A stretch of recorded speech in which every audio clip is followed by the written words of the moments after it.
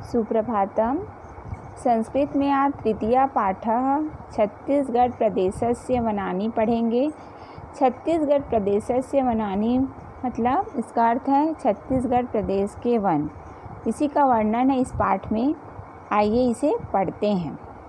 छत्तीसगढ़ प्रदेशः वनानां दृष्ट्या समृद्धः वर्तते। छत्तीसगढ़स्य सकलक्षेत्रफलस्य 44.2% क्षेत्राणि वनाच्छादितानि सन्ति। एतानि वनक्षेत्राणि राष्ट्रस्य वनक्षेत्राणाम् अनुमानितं 12.26%।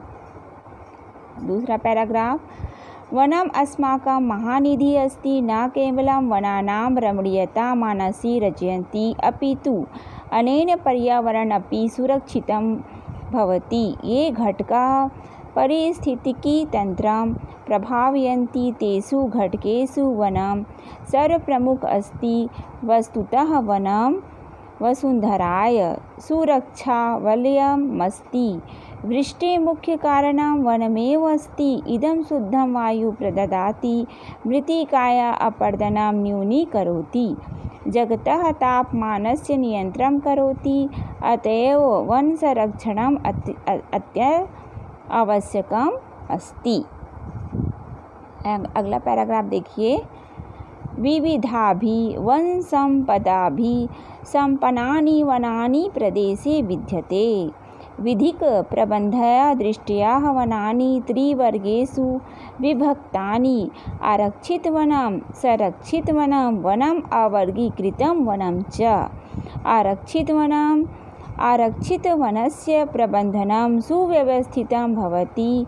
अस्य सुरक्षाया विकासाय च निश्चिताः योजनाः भवन्ति। राष्ट्रीयोद्यानम् अभयारण्यं च आरक्षितवनम् एव स्तः। संरक्षितवने संरक्षणेन सह उत्पादनाय गतिविधयः क्रियान्विताः भवन्ति। वन विभाग योजना अनुसारं वैज्ञानिकाः विविधानाः वनोत्पादनं प्राप्नुवन्ति। अत्र उत्पादनेन सह वन संरक्षणं प्रथम लक्ष्यमस्ति। आइए फिर अगला पैराग्राफ देखते हैं। फिर अवर्गीकृत वनम वनभूमेः व्यवस्थापनाय समये यस्य वनक्षेत्रस्य वर्गीकरणं न भवत् तथैव अवर्गीकृतवनम् अत्र सर्वकारणेन नास्ति कोऽपि प्रतिबन्धः। अस्मिन् वनक्षेत्रे जनार्थं काष्ठसङ्ग्रहणस्य पशुचारणस्य च स्वतन्त्रता अस्ति। छत्तीसगढ़ प्रदेशस्य वनानि उष्णकटिबन्धीय श्रेष्ठायां वर्तते। एतानि वनानि अतिगहनानि सन्ति। वनानां गहनादेव कानिचित् क्षेत्राणि तु दुर्गमाङ्गि।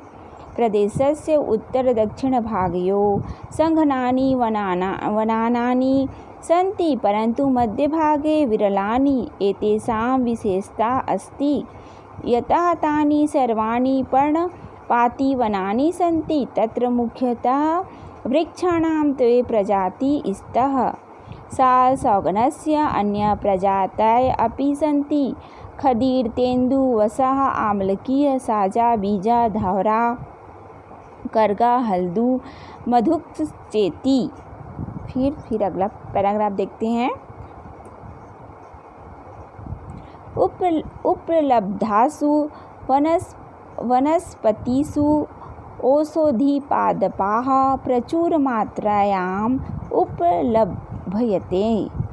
प्रदेशस्य बहवः उद्योगाः वनोत्पादने एव अवलम्बिताः, यथा काष्ठं, कर्गदं, हरितिकी, वंशम्, खदीर च। वनानि एतानि जनेभ्यः आजीविकायाः साधनानि सन्ति। वन्यजीवानां बहुलता विविधता च प्रदेशस्य गौरवम्। एतेषाम् उपलब्ध्याः तत्क्षेत्रे वनानां सुस्थिताः घोतके। एतेषु वन्यजीवेषु प्रमुखतः व्याघ्रः, तर्छुः, वनमहिषा, हरिणी, सांभरः, गौर, वनवराहः, भल्लुकः पर्वतसारिकाः नीलगायो चिकारादयः चेति वनमहिष राजकीयपशु पर्वतसारिकाः राजकीयपक्षी च घोषितौ वन्यजीवानां संरक्षणात् अपि वनसंरक्षणम् आवश्यकम् नूनां वनां जीवानाम् आश्रयस्थलमस्ति तस्मात् कारणात् प्रदेशे राष्ट्रीयोद्यानानि अभयारण्यानि च संस्थापितानि सन्ति। आइए अब इस पाठ का अर्थ समझते हैं।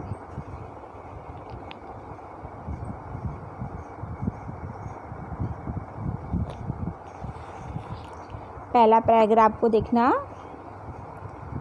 पहला पैराग्राफ में बताया गया है छत्तीसगढ़ प्रदेशस्य वनानां दृष्ट्या समृद्धः वर्तते। छत्तीसगढ़ प्रदेश वनों की दृष्टि से समृद्ध है, मतलब समृद्धशाली है। छत्तीसगढ़स्य सकल क्षेत्रस्य फलस्य 42.2% क्षेत्राणि वनाच्छादितानि सन्ति। छत्तीसगढ़ के संपूर्ण क्षेत्रफल का 42.2% क्षेत्र वनों से ढका हुआ है। एतानि वन क्षेत्राणि राष्ट्रस्य वन क्षेत्राणाम् अनुमानितं 12.26%। यह वन क्षेत्र राष्ट्र के वन क्षेत्रों का लगभग 12.26% है। दूसरा पैराग्राफ देखिए। वनम् अस्माकं महानिधि अस्ति। वन हमारी महान निधि है।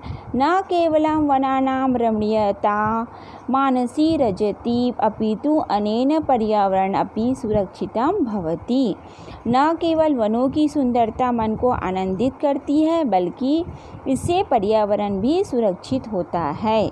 ये घटका पारिस्थितिक तंत्रं प्रभावयन्ति तेषु घटकेषु वनं सर्वप्रमुख अस्ति।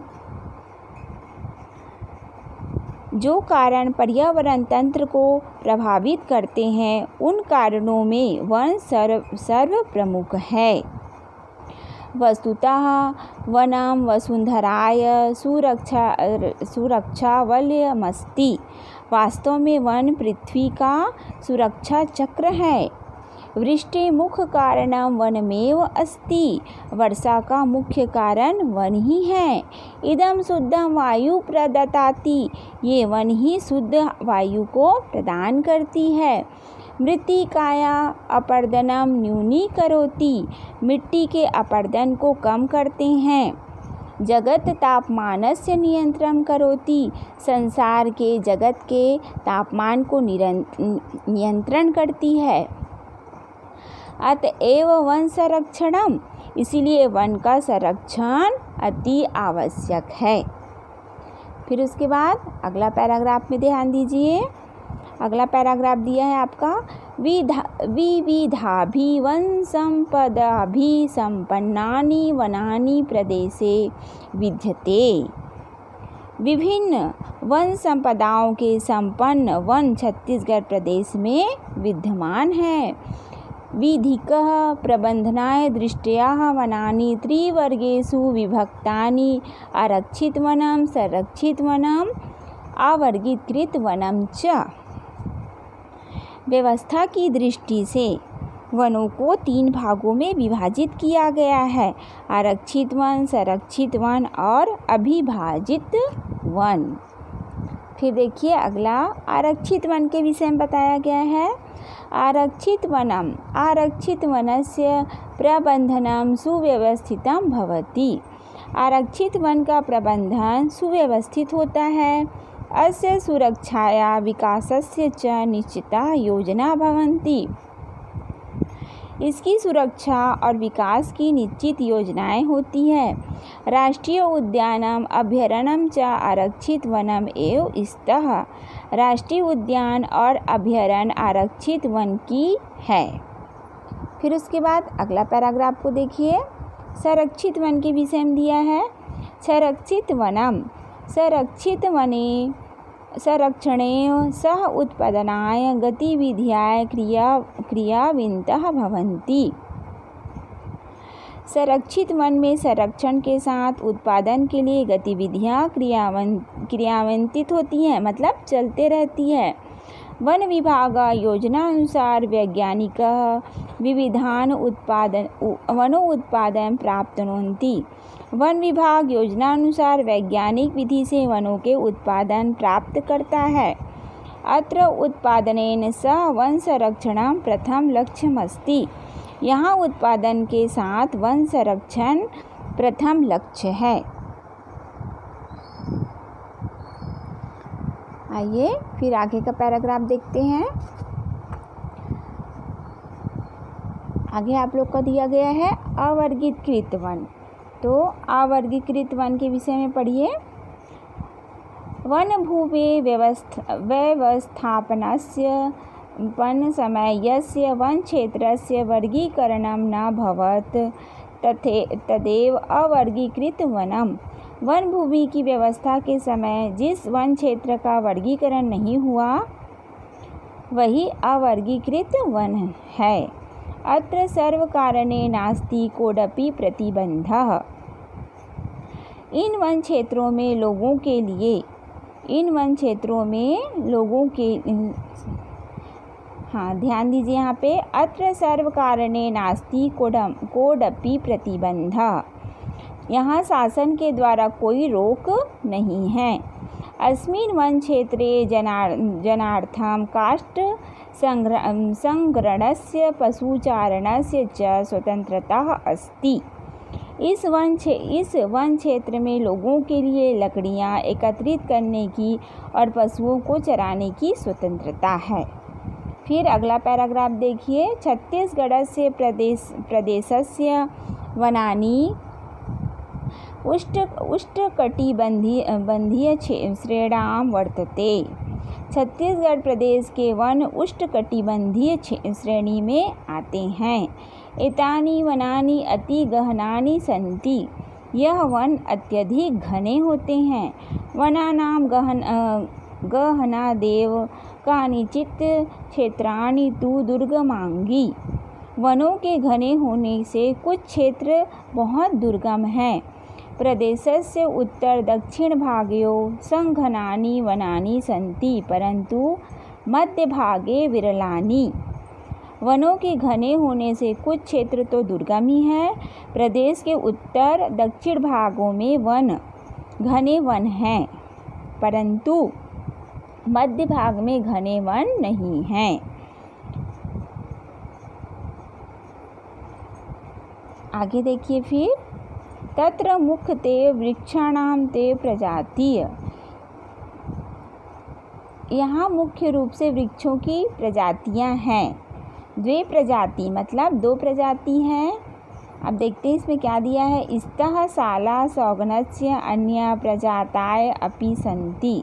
साल और सौगन्ध अन्य प्रजाति भी हैं। जैसे खादिर है ना, जैसे खादिर मतलब होता है खैर। तेंदू मतलब तेंदू। वसा यानी बाँस। आमलकी यानी आम। साजा यानी साजा। बीजा यानी बीजा। धौरा मतलब धौरा ही होता है। हर्रा। हल्दू मतलब हल्दू। और महुआ मतलब, और यहाँ पे मधु कश्चेती मतलब महुआ होता है इसका मतलब। ठीक है। फिर अगला पैराग्राफ देखो 6वें नंबर का। अगला पैराग्राफ दिया है आप लोगों का। उपलब्धासु वनस्पतिषु औषधिपादपाः प्रचुर मात्रायाम् उपलभ्यन्ते। उपलब्ध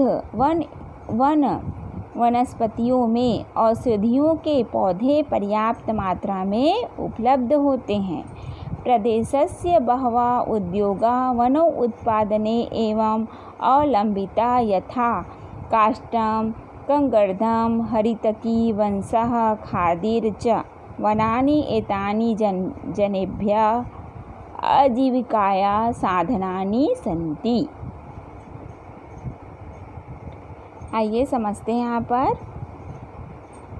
प्रदेश के प्रमुख या प्रदेश से बहुत से उद्योग वन उत्पादनों पर ही आश्रित है। जैसे लकड़ी है ना, काष्ठम यानी लकड़ी। कंगर्धम इसका मतलब होता है कागज। हरितकी मतलब हरितकी होता है। वस यानी बाँस और खादिर यानी खैर। यह वन लोगों की आजीविका के साधन हैं। फिर उसके बाद अगला पैराग्राफ को देखिए। वन्यजीवानां बहुलता विविधता च प्रदेशस्य गौरव। वन प्रणालियों की बहुलता और विविधता प्रदेश का गौरव है। एतेषासु उपलब्धा तत्र क्षेत्रे वनानां सुस्थितिः घोतके। इनकी उपलब्धता उस क्षेत्र में वनों की स्थिति को प्रदर्शित करती है या फिर दिखाती है। एतेषु वन्यजीवेषु प्रमुखतः व्याघ्रः।